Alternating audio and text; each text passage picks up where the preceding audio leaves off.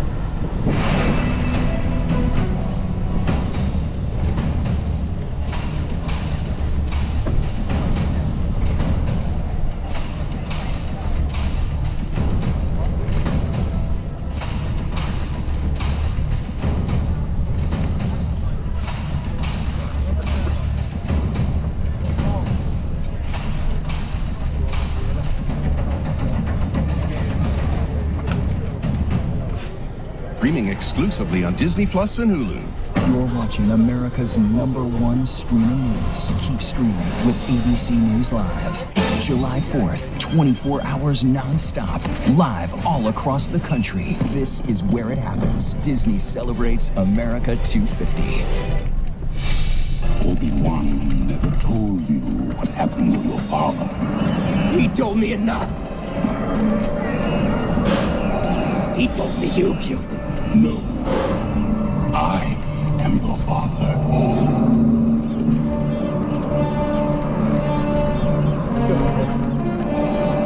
No. It's not true.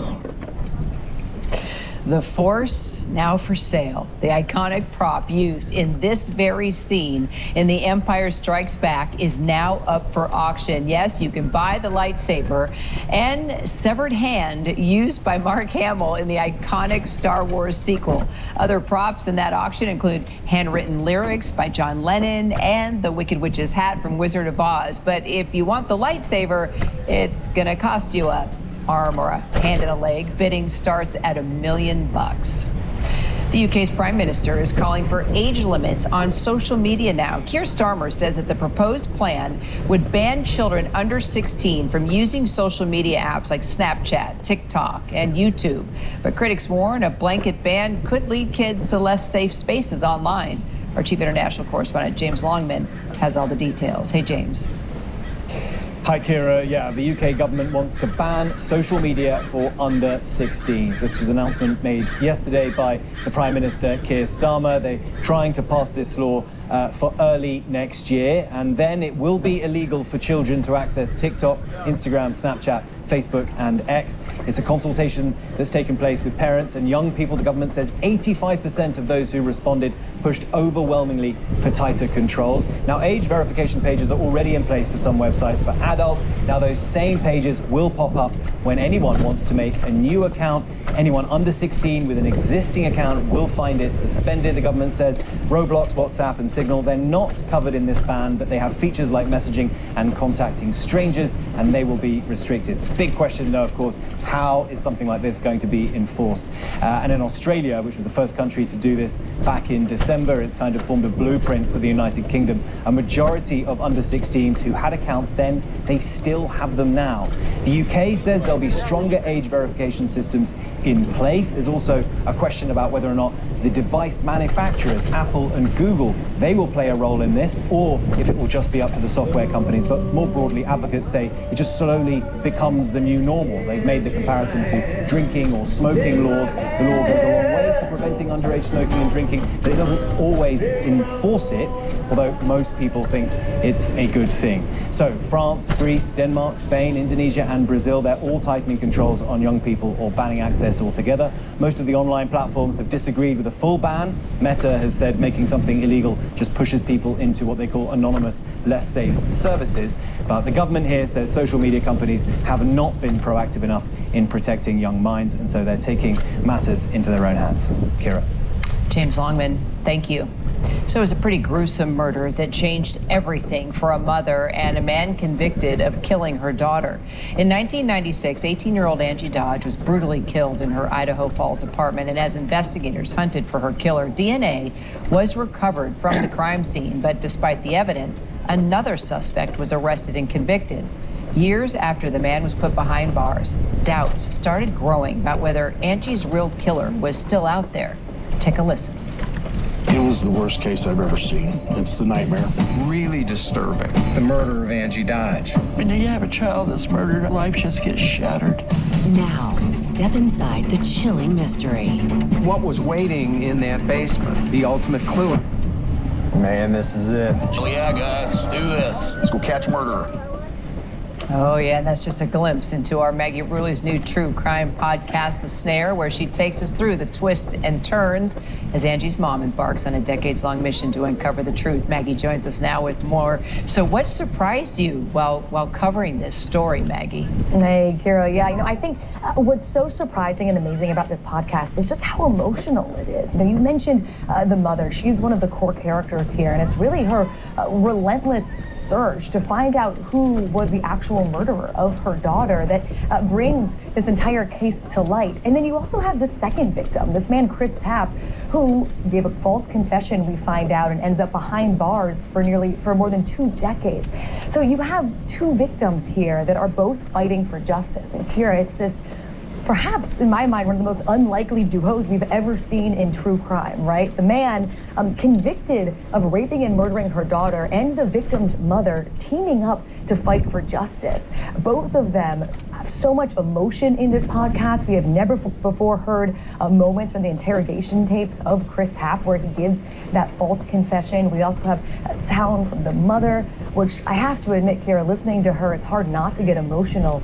Both of these people and their humanity is really at the forefront of this case, and their journey to fight for Chris's freedom and to fight to find the true murderer of her daughter. It's a journey that will stay with me forever, Kira. Yeah, it's gripping just seeing the little bit that we've been able to see. You actually get to hear from Angie's mother as well. What was that like 30 years after her daughter's murder?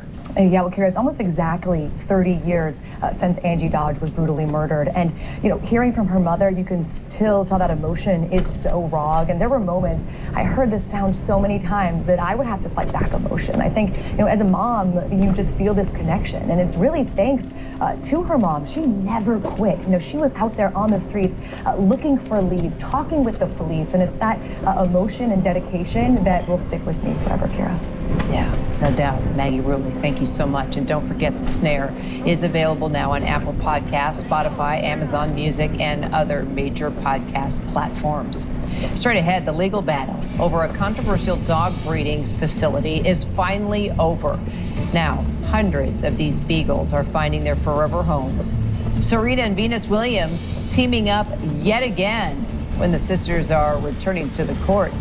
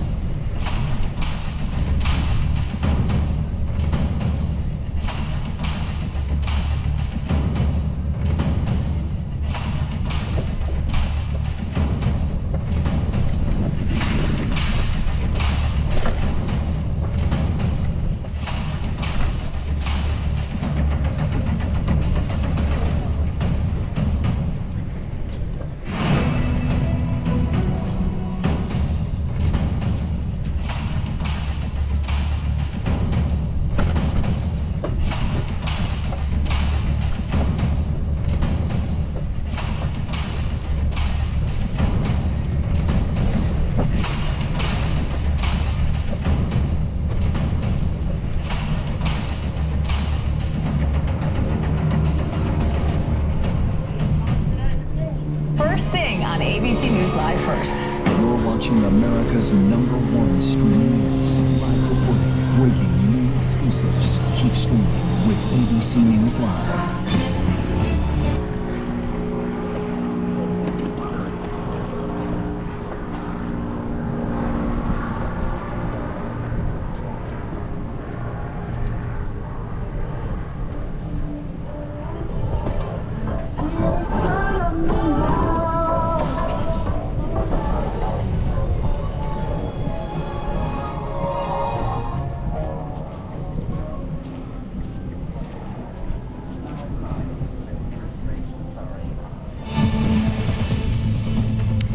Glad you're streaming with us. Well, 2 comebacks are better than 1. Today, Serena Williams announcing she'll be joining her sister Venus as wild cards in the women's double event at Wimbledon later this month. Their last appearance together, you may remember, also at the English tournament back in 2016 when the sisters claimed their 6th Wimbledon doubles title.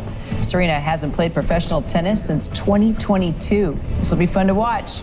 Well, it was a years-long battle where animal welfare activists eventually stormed a breeding and research facility in Wisconsin in an attempt to take away hundreds of beagles they say were being abused. Those protests prompting police to use tear gas and pepper spray as they made dozens of arrests.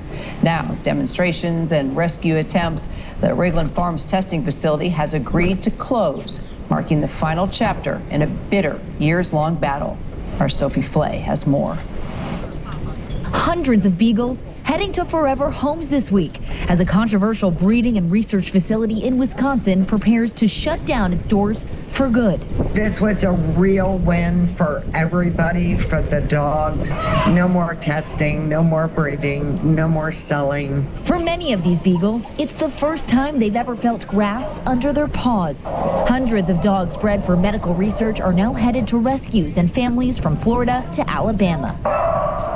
In June 2024, a routine inspection uncovered multiple animal care violations. Then in September, a follow-up inspection found twice as many violations. In January 2025, a judge appointed a special prosecutor to investigate Wrigley Farms. And in October, Wrigley agreed to surrender its breeding license by July this year to avoid felony animal mistreatment charges, an accusation the company denied.